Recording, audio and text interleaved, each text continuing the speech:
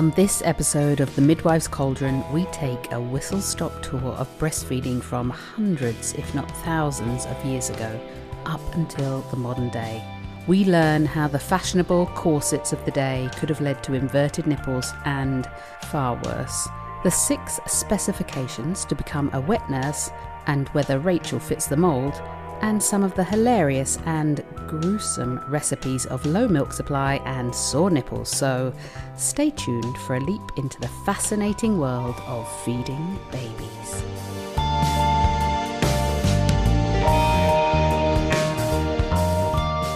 I'm Katie James, and this is the Midwives Cauldron podcast. Each episode, I'm joined by my incredible co-host, Dr. Rachel Reed. Listen in as we hubble, bubble, toil and trouble our way through aspects of womanhood, midwifery, birth and lactation. So go on, subscribe now, and hear us on your favourite podcast host.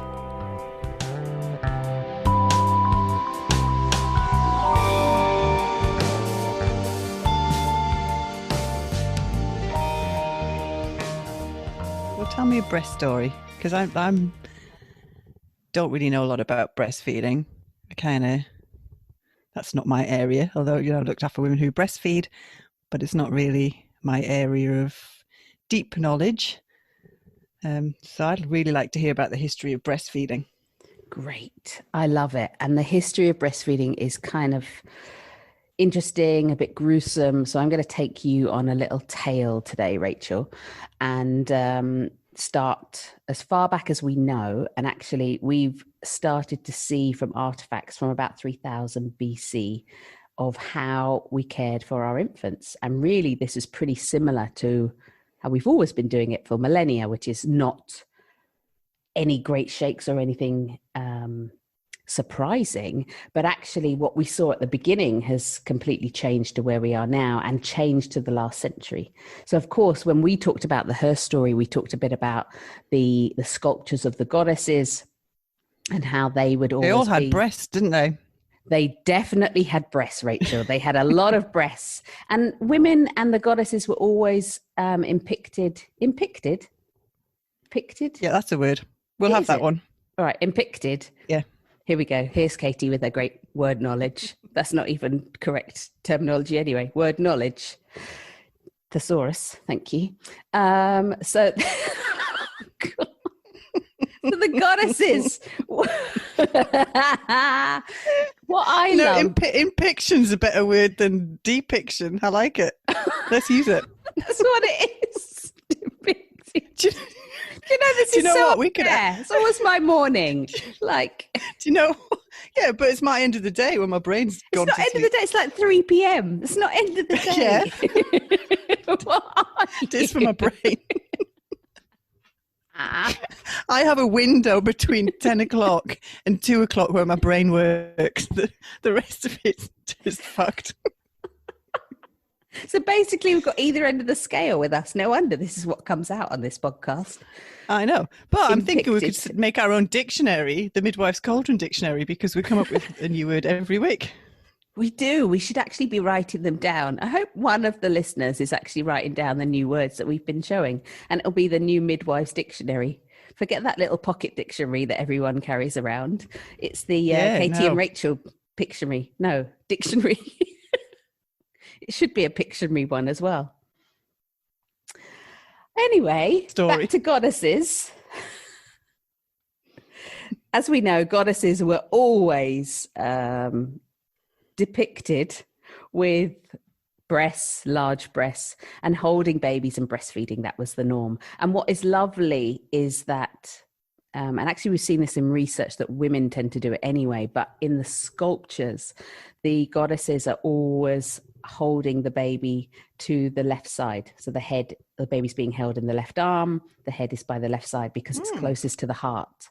And there's been some research looking at women, how most women will naturally hold the baby in this position, or most of the time, if that's an opportunity. So the baby is closer to the heart, which I find quite fascinating, really. And so that's impicted, depicted, whatever we want to use, in the goddess sculptures as well. So, and really, you know, breastfeeding was totally the norm.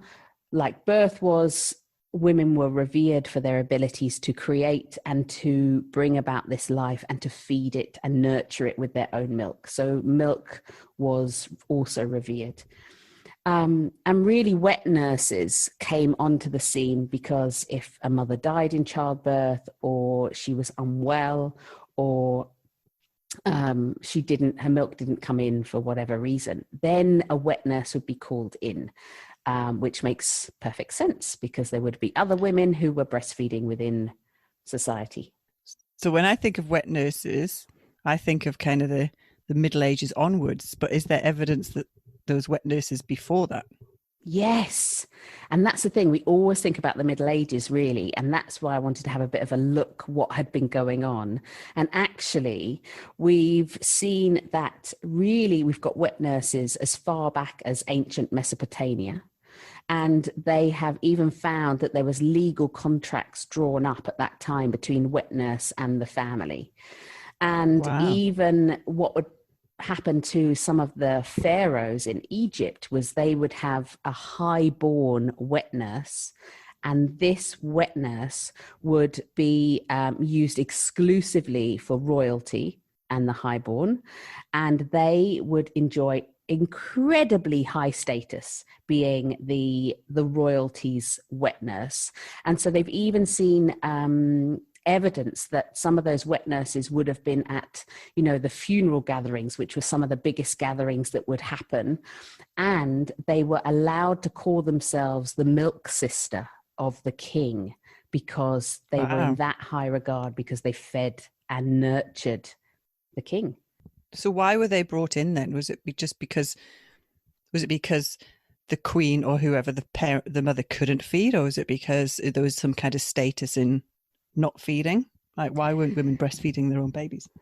Yeah, that is the ultimate question, and I'm going to get onto that. And mostly at that time, it was if there was a reason why they couldn't breastfeed. There's also some evidence of sharing of breastfeeding. But again, that far back, it's tricky for us to actually pinpoint until we start to get more records from really the last century. So from like 1100s onwards, then we're seeing more records of what was happening with wet nurses within society. And this definitely became about the wealthy, about society. But initially, again, that was just continued. It was if the mother couldn't breastfeed for whatever reason, or if she died in childbirth, if they needed to feed the baby, then they would call for a wet nurse. But really, we start to see that wet nurses are being recorded more and more around the middle part of the 1300s. And in France, they started to record how much they were paid. And we can see in the records that wet nurses from this point and onwards would always be better paid than the servants. And so wet nursing was considered in some respects a better job because you would be well paid. And there was different varieties throughout the years over this sort of course of about 500 years of whether a wet nurse would have to live in with the family or whether they would live outside and the baby would be sent to the wet nurse. And sometimes this was up to 40 miles away.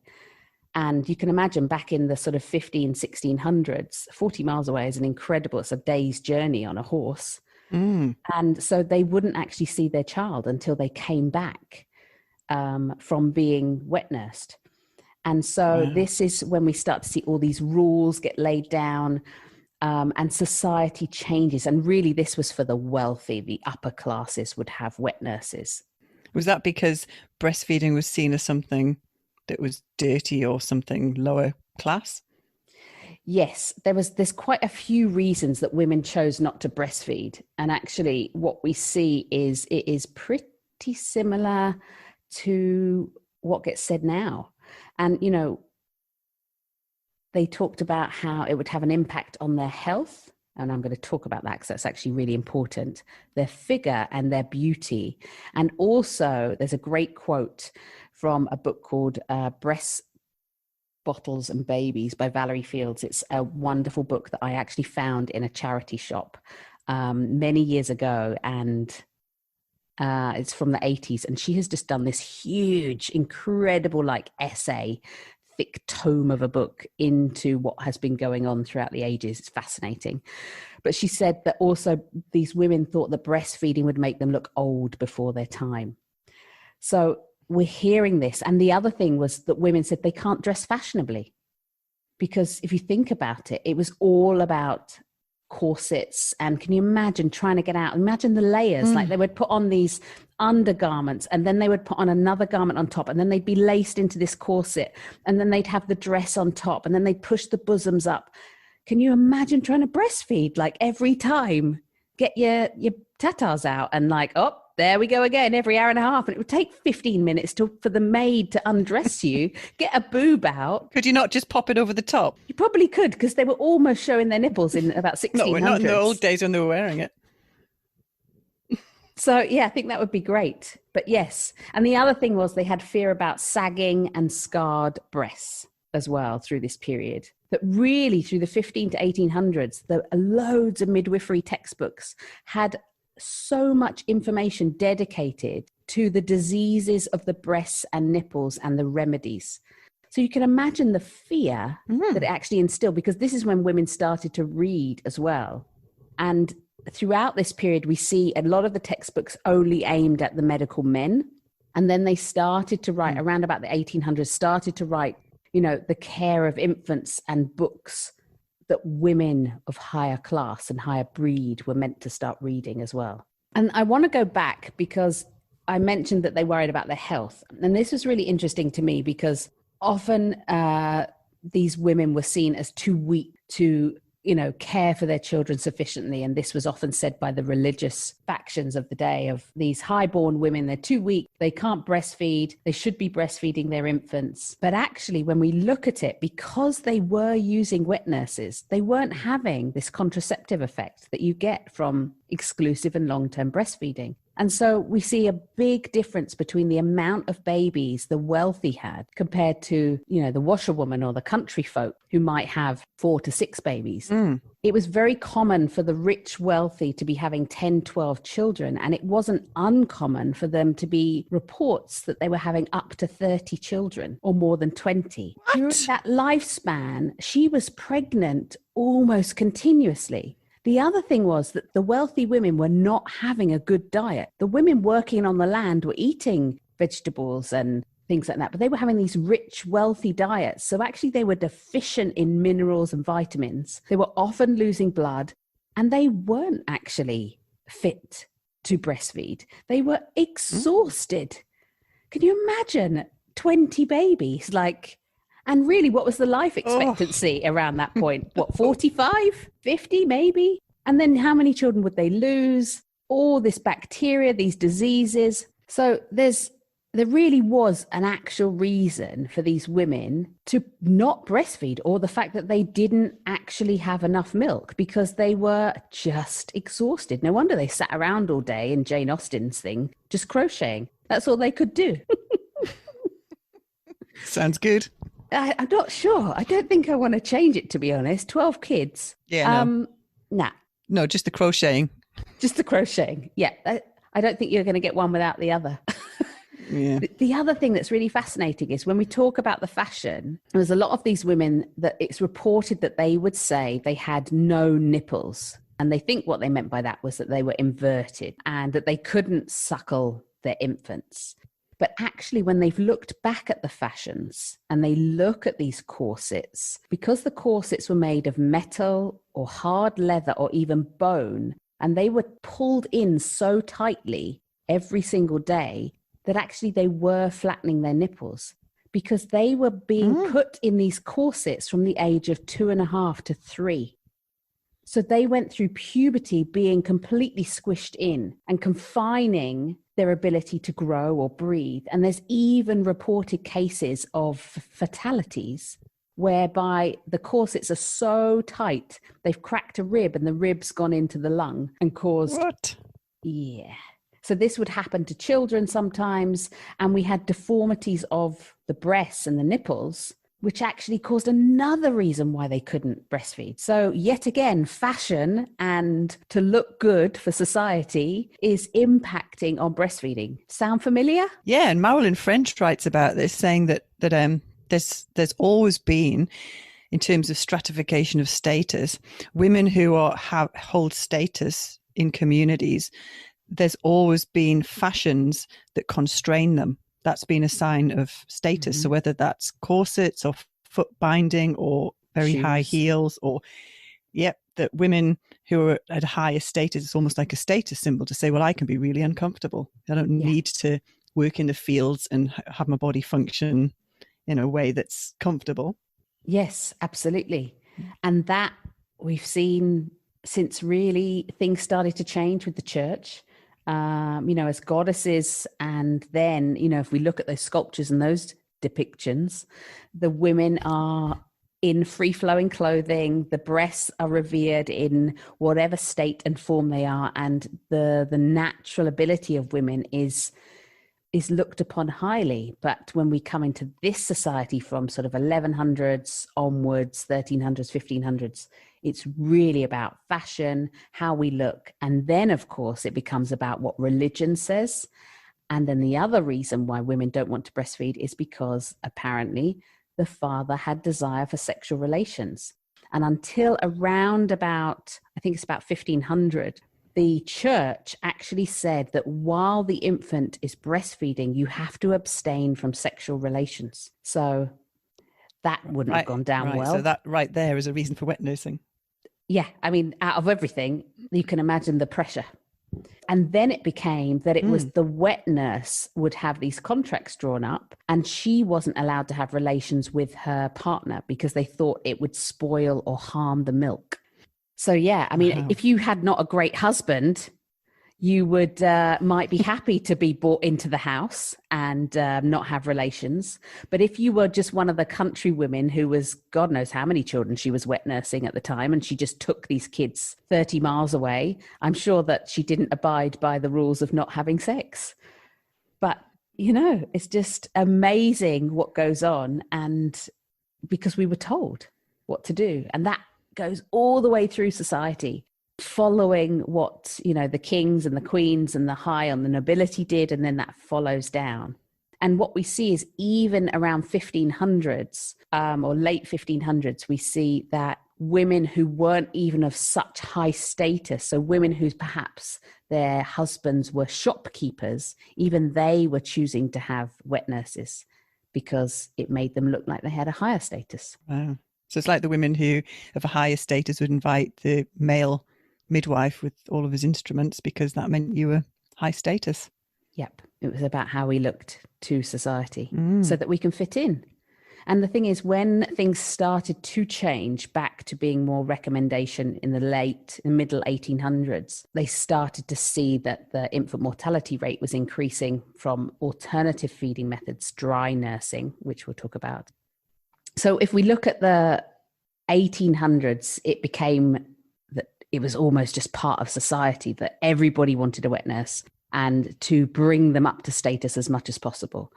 But towards the end of the late 1700s, early 1800s, we start to see a change that more women are thinking or starting to breastfeed their own infants. And it was becoming a bit more acceptable for upper class women to do this. But guess what they were coping with? The older women from society, the mother-in-law, the mother, goading them and telling them, why would you want to breastfeed? They had to overcome this opposition of older women who had brought up their children using wet nurses. So we just keep repeating ourselves we're always trying to be able to do what we want to do, or we're actually always trying to go back to what feels right. Because can you imagine, like we talk about this and we're laughing about it as in they had no feelings, but these women were having, because of society, because of what they were conformed to in terms of the dress, the religious beliefs, the belief of society, they had to have their infants brought up by other women.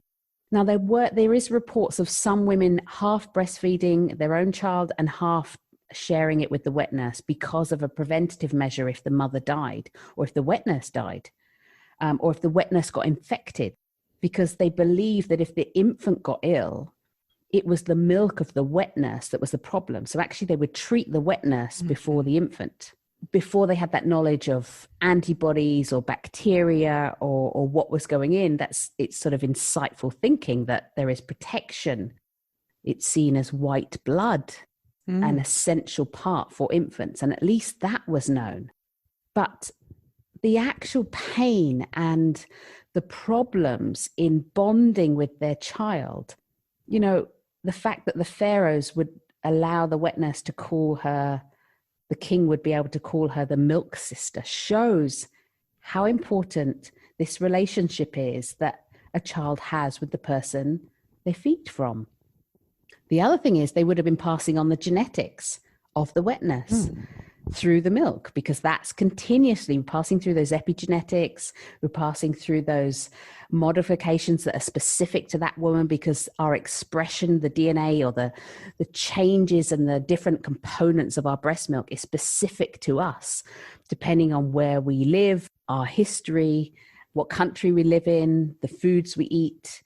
So these infants were having 6 months, 12 months longer away from their actual mother. Can you imagine the infant then being brought back as like a small toddler and going, well, this is your mother now? Like, no wonder we have this sort of strange society. And you look back at the 1600s, 1700s, 1800s at this high-born nobility, and they do seem a little odd. They do, but it's also interesting that the generation before the current generation feels the need to influence towards what they did often, even if what they did wasn't best. And it's almost like and I feel like it's a protective mechanism. You know, when you have mothers that are almost sabotaging their daughter's breastfeeding because they didn't breastfeed, and really to acknowledge that I didn't breastfeed for whatever reason because I wasn't given the right information or support, and that was, you know, and so my baby didn't get breast milk. That's really hard to deal with, and it's almost easier to say, and it doesn't make any difference and it doesn't matter, so you should also bottle feed, because it's really confronting to watch you do the thing that I couldn't do. Yep. And I think, you know, having worked in this field for a long time, I speak to women, whether they perhaps are the grandparents or friends or people who, again, have older children who maybe are having their own children now, and they're becoming grandparents. And if I've gone in and given help or support, there's much discussion of, I wish I'd known this. And a lot of the time, women still say that word, which is, I feel so guilty that I didn't give my daughter breast milk. I wish I'd known. And I think the guilt thing is a big thing that I want to get rid of, because you only do what you know at the time. And, you know, when we know better, or when we're helped, or when we're supported, then we can, of course, do better. But if we're in this society that doesn't support women, doesn't give them information, and that's what we're struggling with now, is a society where we know that breastfeeding is the ideal, but we're still in this position where we don't have the right amount of support or the correct support being given all the time. And then we have misinformation from previous generations who perhaps feel guilty, feel sad, and feel this real pain of not being able to have had their own chance and experience to breastfeed.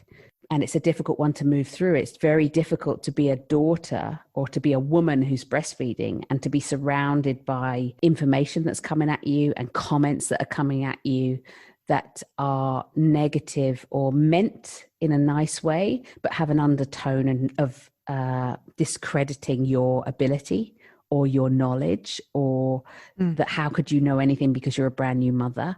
It doesn't help, clearly. And we've been seeing that from time immemorial in sort of this high-born society of where there was money and there was class and there was status and there was something to prove.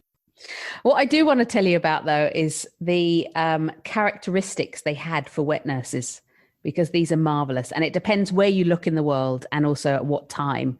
But so if you go from places like Turkey and Greece over to India, to Europe, to Britain, there was all different specifics. What? There was different desires for specifications. Thank you. Jesus. How do I even have a job? I mean, really? God, there were different specifications, thank you, teacher, for what they would look for in a wet nurse. So, I mean, if you didn't fit these features, oh, your career as wet nurse is well over. I'm sorry. So really, they would put it down into 6 categories. And they were looking at body size, the breasts, the nipples, a woman's temperament. Oh, okay. They would test her milk, and also they would make sure that she was having no sex. So I'm going to just talk you through some of the varieties of women who would have been seen as acceptable. And this is from a range of countries and throughout sort of... Just in case anybody out there is thinking of applying for a job as a wet nurse. I did actually have a friend who said that was her ideal job. I mean, yeah, God, no. I can imagine there's so many women who would love that. And actually, I have heard, and I've looked it up years ago. I don't know if it is still there, because someone had told me that actually there is a place in the UK where you can go and get your servants and your butlers. It's like a specific website for very wealthy people. And they now is the role of wet nurse, that you can actually hire a wet nurse. So it does still exist in Britain. I'm going to have to go and look that up again, because it's been at least 5-6 years since I went on that website. I can't remember what it was, but I reckon I'm going to do a Google search for butlers in Britain, see if I can get a wet nurse. Do it, because a lot of women really like breastfeeding, don't they? Yes, there's lots of women who like breastfeeding.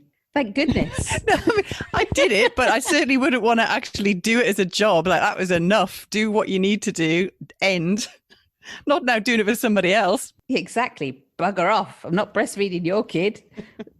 I mean, like anything, there's some of us who absolutely love it. And when they're, I've spoken to women who are on their 2nd or 3rd child, and they know that this is probably going to be their last child, and they don't want to stop breastfeeding. And that weaning process can be a real grief of losing something. And there's other women who are, gritting their teeth, and it's not painful necessarily, but it's not pleasant, or it's not something they desire to do for years. And, they're like, I'm going to get myself to 4 months or 6 months, and they breastfeed, and they have given their child this milk that they were able to give, and they've done it. And then there's, of course, other women on completely the other end of the scale that have had a really tricky birth and labor, like we've talked about, have not had the right intervention and support and care to get and make enough milk early on in the beginning. And, they've had to, their whole breastfeeding journey's mucked up before they've even started. And these women are grieving the loss that they weren't even able to breastfeed. So this whole spectrum is huge and a tricky one, and one that we will continue to talk about throughout these podcasts, because it's just, it's epic, and it's as big as, talking about the types of birth that people have. It is. But more importantly, Katie, tell me what the list is for a wet nurse. Tell me if you could fit into this. Tell me if you could be a wet nurse, your body size. I can tell you now. No. All right. I think the temperament, why you're definitely not going to have body size, large frame, fleshy and strong, broad chest, not too fat, but not too thin. Some like a large chest, not too fat or thin, or some like a well-developed muscular body and strong neck. Can you fit into those categories? Well, I've got wide shoulders. You've got broad shoulders. I mean, maybe that's a tick. Yeah. Maybe there was a scale of like 1 to 5, and then they just had, like in a police, not police academy. What do they call it? A police lineup, like in the bad guys in American movies. And you have to pick out the one. Maybe they would line up the wet nurses all standing with a number, and then they ticked off. They had like a little tick chart. She scores a 3 for broad chested. She's fleshy. She gets a 4. Oh, she's a bit thin, only a 1 for her. And then they go on to breasts. So the breast should be medium-sized, soft, and unwrinkled. They could also want large breasts. Some people wanted, very specifically, not too small and not too large. So why don't they just say medium-sized? So just breasts, basically. So very specific. So where are we on our lineup? And then nipples. They were very specific. Again, medium-sized nipples, not too porous. Now, for me, porous is like how, like a sponge that absorbs water. What do? Pour water on it and just see whether it soaks the water in or whether they're like a duck and the water just rolls off. What is a porous nipple? That is bizarre. Answers on a postcard. Yeah. I bet there's a lactation consultant who'll go, Katie, you should know this, and a porous nipples means blah, blah, blah. But I am talking about 1,500 porous. And then some of them wanted them not too compact. I'm assuming they mean not retracted or not inverted. And then the other side is, we're still on nipples. I love a good nipple. And not turned aside. So if one nipple's looking at you and one's not looking at you, you're out. Line up, you score a 0. Interesting, because your breasts change. Of course they do. And the amount of breasts and nipples I've seen, thousands, I can tell you. There's not many that are going to fit into that category. And nipples come in all shapes and sizes. They look in all different directions. Actually, all our breasts are different sizes, some more noticeable than others. And so's the areola and the nipple as well. All right, well, let's move on from breasts then. What's the next category? Temperament. Rachel's not going to fit in here, because your temperament and behavior should be chaste, cheerful, sober, good moral character, not mentally deranged, not emotional, not given to lewdness or drunkenness, and not a prostitute. Yeah, no, I'm out. I think we're both out. And abstinence of sex, remember, because otherwise you're going to harm the child through breastfeeding. Because your milk will be different and it will stimulate menstruation, and pregnancy is harmful to a child who is breastfeeding, apparently. The other thing is they test her milk, and sometimes they would just test on, like, the police lineup. You're in, you've made it. The voice, you're the wet nurse today for this baby. But sometimes they would actually keep testing her milk, like every month, to check that it was okay. Well, hang on. Testing it how? Well, they would look at the colour and the appearance, and they would do a taste, smell, consistency test, and then they'd write it down and record it. Yeah, they would. Oh, a bit strawberry. A bit garlic. Oh, what were you eating, love? Or worse, I'm gonna go there. Oh, I could taste some sperm in this one. You've not been chased.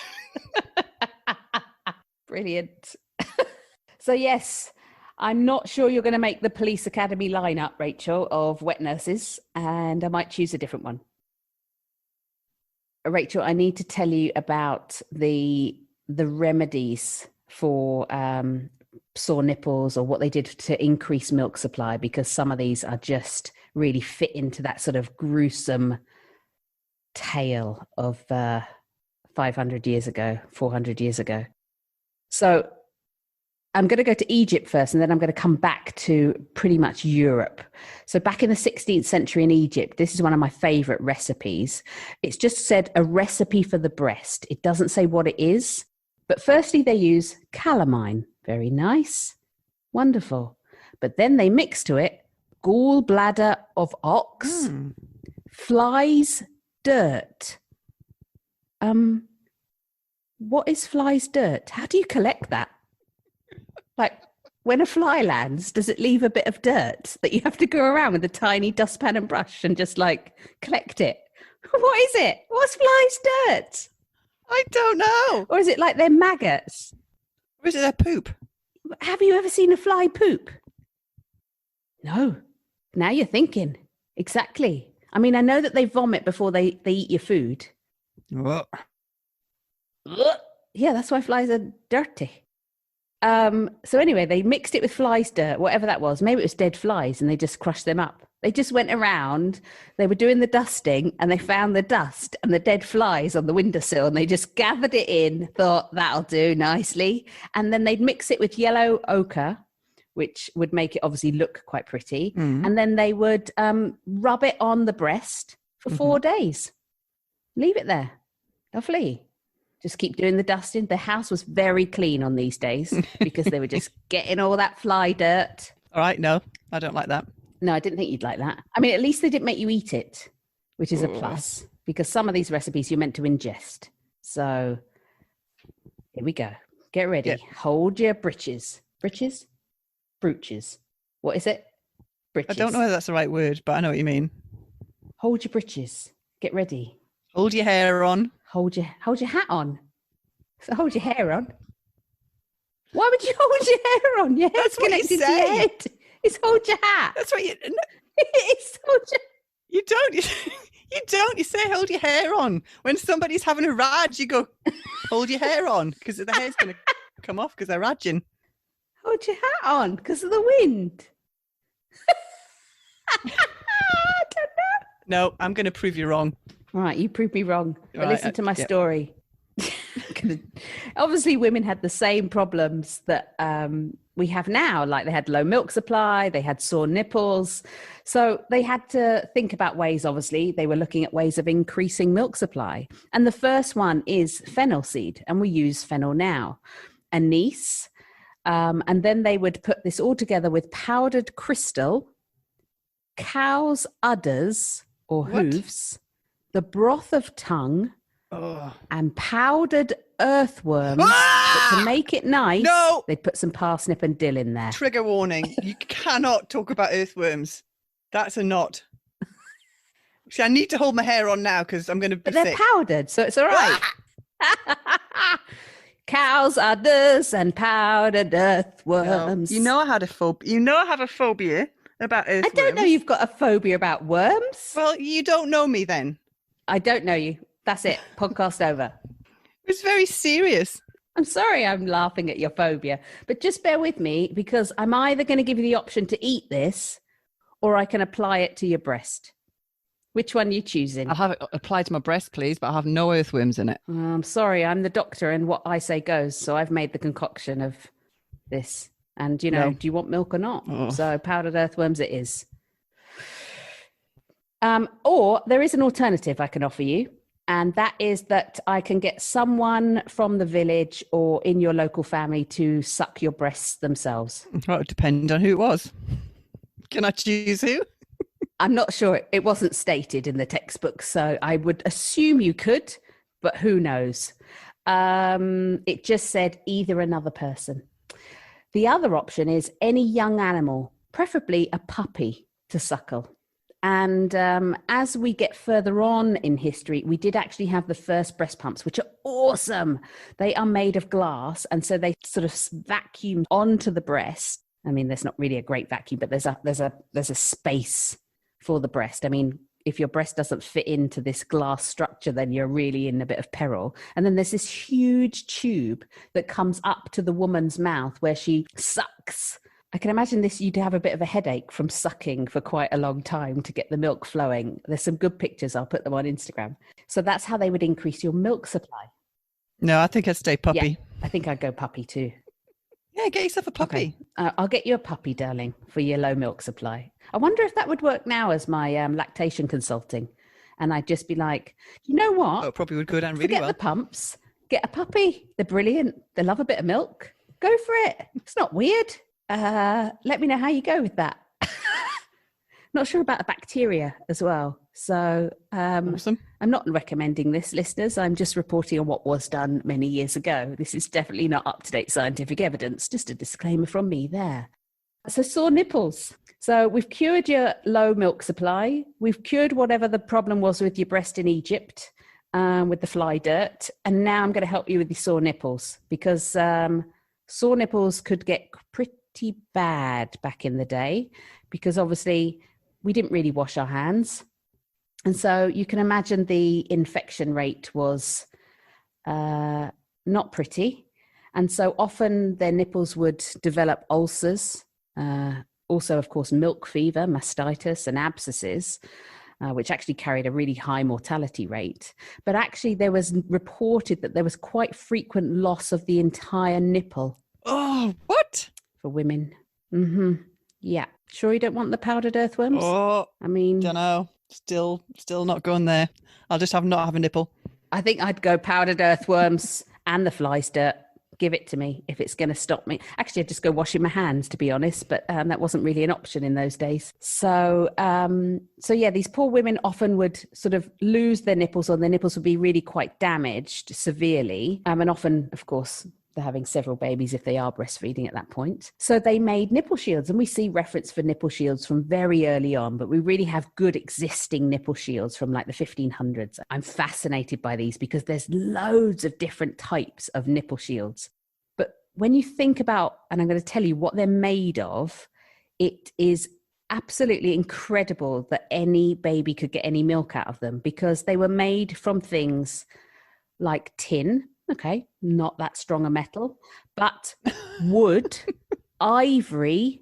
My favorite is lead, because you definitely want to put lead on your breast and in your baby's mouth, because they weren't just putting lead in the makeup on their faces and dying from it. They were also putting it on their nipples. Oh my God. But if you were very posh, you would have a silver nipple shield, a glass nipple shield, because that's really nice to suck on.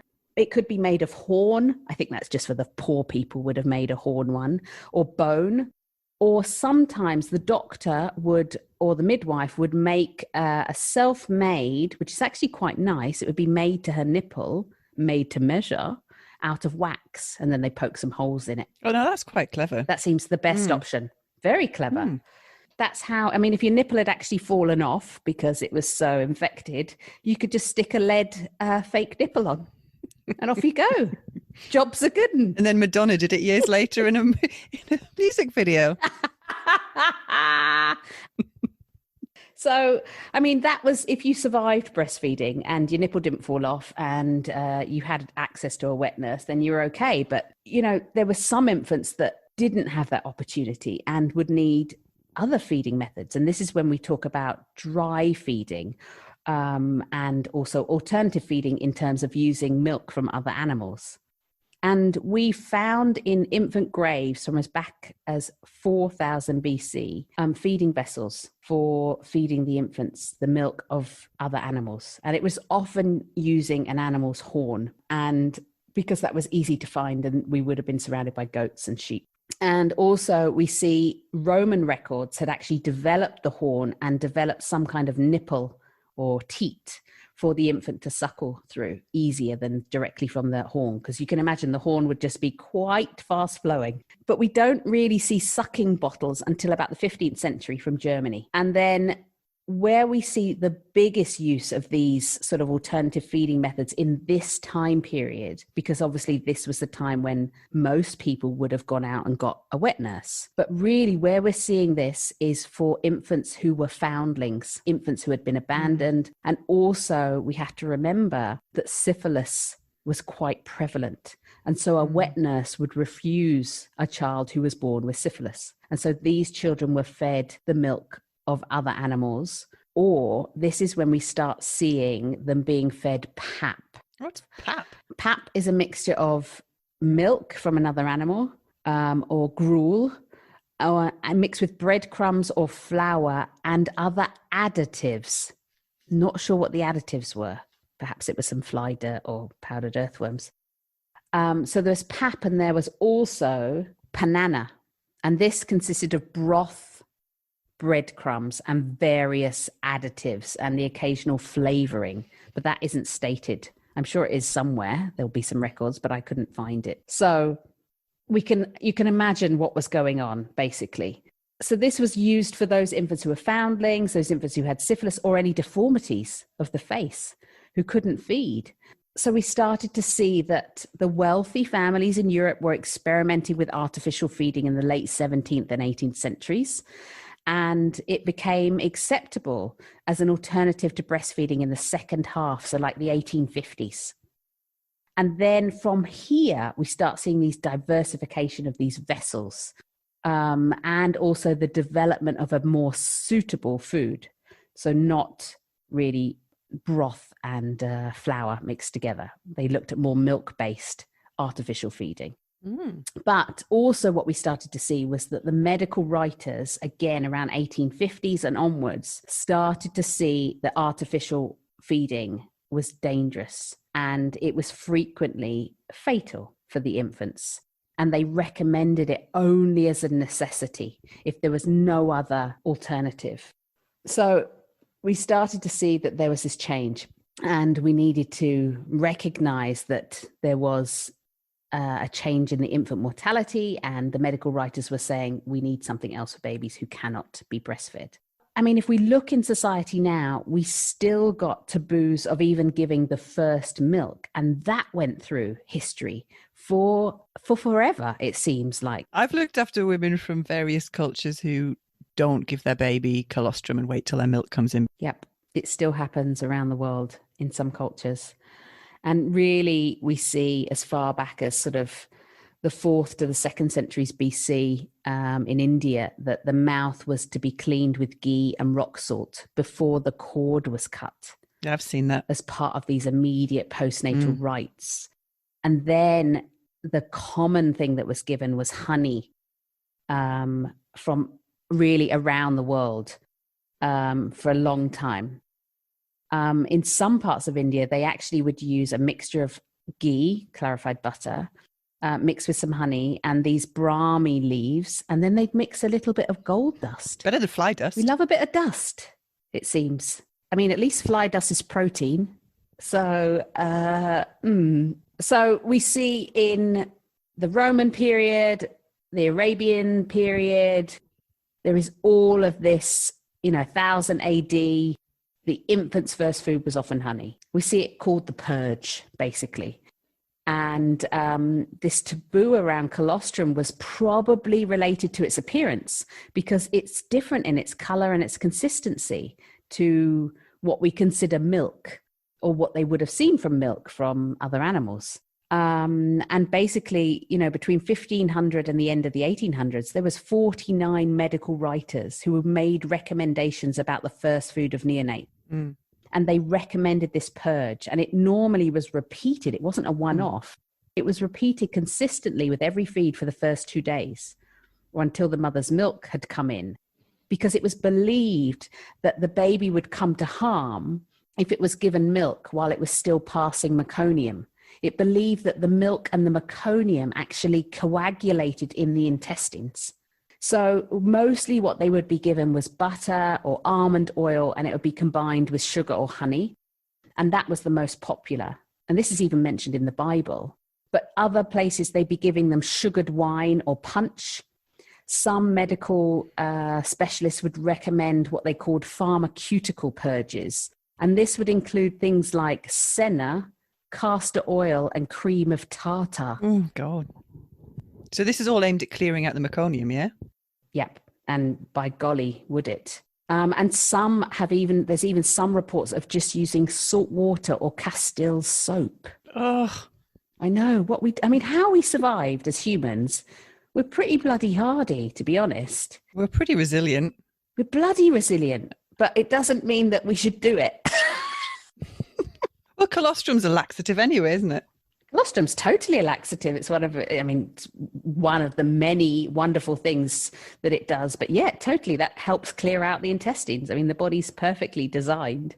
They're feeding lots, the babies feed lots. They're taking more colostrum. The mother's milk volumes will increase quicker. You'll see that transition from this meconium towards those yellow poos much quicker within a couple of days. I mean, if you're not seeing those poos change to that lovely English mustard mixed with a bit of whole grain mustard effect by day 4, then definitely we want to be weighing and checking this baby.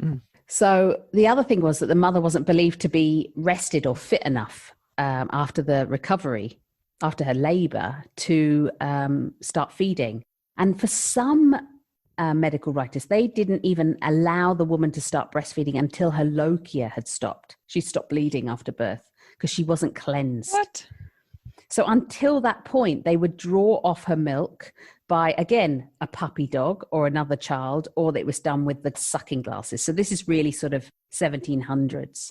And the ideas about colostrum in Europe didn't really change until the very late 1600s.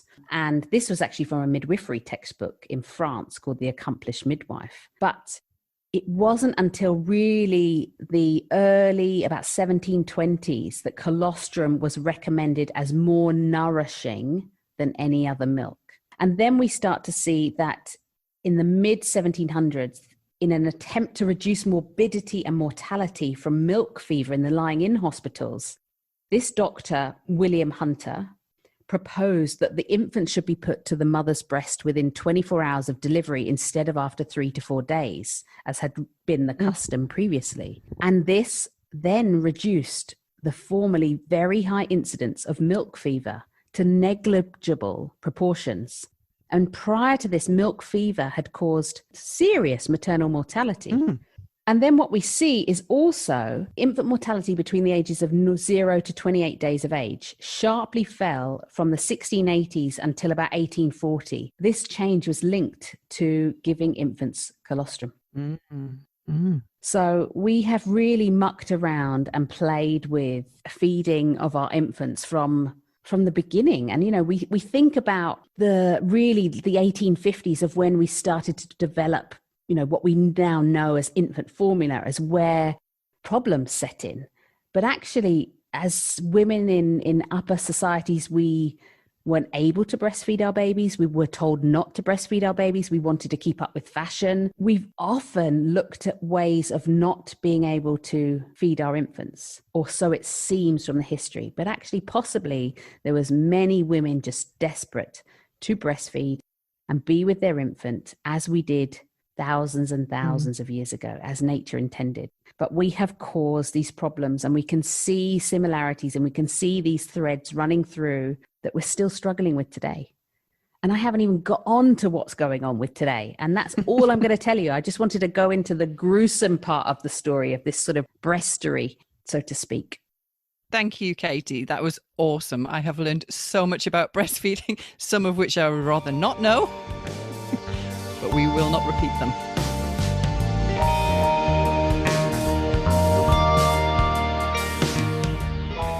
Thanks for listening, and I wanted to also say a huge thanks for all the 5-star love and ratings on Apple Podcasts, all the messages that you send us on Instagram, and all the shares. It is just incredible, and we are so grateful. We truly appreciate hearing from you all. Next episode is the one where we answered your questions, so stay tuned and keep sharing our bubbling cauldron of midwifery. And of course, as always, I'll leave you with some of the best bits. Oh, you could go in your wardrobe. That's meant to be good. Can you sit in the bottom of your wardrobe? I don't actually have a wardrobe. Yeah, the bit with clothes all around you. That's meant to be good. That's what people do. What, in here? Yeah. Just sitting there? Yeah.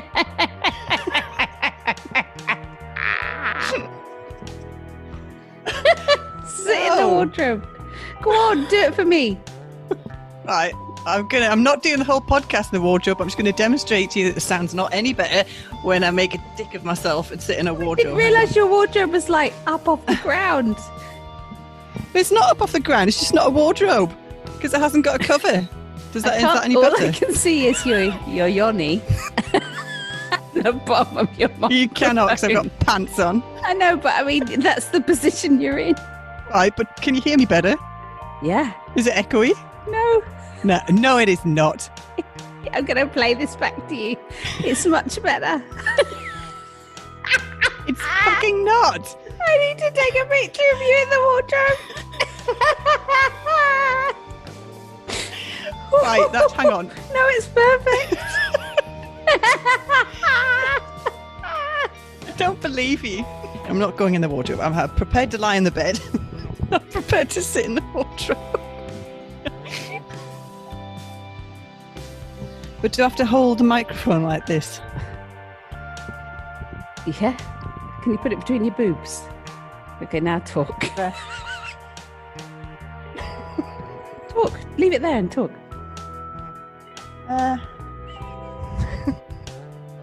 Just talk for a bit. Let me just play it here. Well, what do you want to talk about? Well, I don't know. We're doing a podcast, so we do kind of talk about quite a lot.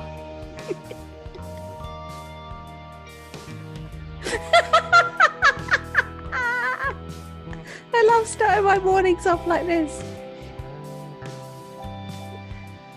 I don't know what to say. Okay, it's not. It's not much to say. Okay, great, good. Well, we're not doing the podcast now. We're trying to sort out where I'm going to live. But I can't work it out unless you talk to me. I can't hear your voice. I don't know what to talk to you about. Just say random words. A, B, C, D, E, F, G. Do it. I, J. I can't remember the alphabet. I can't. You can't remember the alphabet.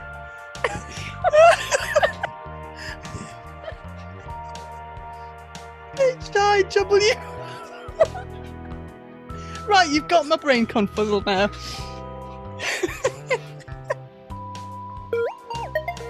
I lost you.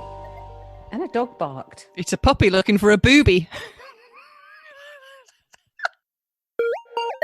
Whether my nipples are out, turned in, turned up, towned, or down. Uptown girl. Uptown nipple. Uptown tits. You've been living in a down tit world.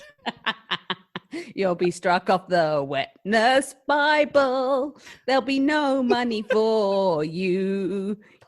Watch out, we better not release that. We'll have people trying to sign us up for record deals, and I haven't got time. We're not available for record deals.